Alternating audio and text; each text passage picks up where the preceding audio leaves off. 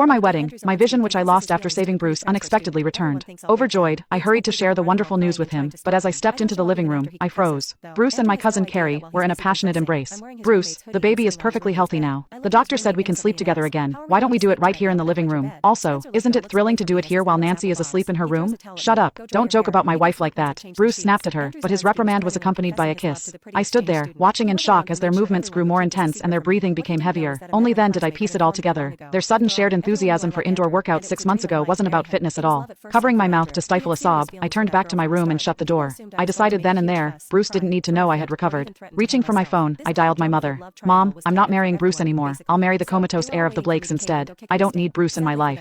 As the grunts and moans outside the room gradually stopped, Bruce said from outside, Nancy, something came up at the office. I'll have to make a trip there. My cousin Carrie also told me she was heading out to get some bread to make me a sandwich. Hearing no response from me, they thought I was asleep. They left together, hand in hand. I secretly followed them and noticed that they were headed to Bruce's parents' place nearby. As the front door opened, Bruce's siblings stood by the door with gifts in their hands. Happy pregnancy, Carrie. Congratulations, Bruce. You were going to be a father. I covered my mouth in shock. I tried not to make a sound while tears streamed down my face. Bruce's mother also went to the front door to welcome Carrie inside, holding her by the arm. It's good that you're having Bruce's child. I was really worried that my grandchildren would inherit that blind woman's genes. The Wills will finally have healthy grandchildren. Yeah, if it weren't for Bruce's kindness, no one in Kent City would want to marry that blind Nancy. Just because her family is wealthy, she acts all high and mighty. Carrie is so much better than her. Bruce's gaze turned a little icy. Don't ever say that. Nancy lost her sight because of me. Everyone ignored Bruce and continued to discuss what to name the child. I was so heartbroken that I could barely breathe. I ran back home. Tears streamed down my face without control. Bruce's siblings had always been kind and nice to me. I never knew they were such two-faced people. Not long after, my mother called. Nancy, the Blakes have agreed to the marriage. The engagement ceremony will be held 3 days later. Darling, no matter what, I will always support you. Bruce isn't treating you right. Let's swap him off, shall we?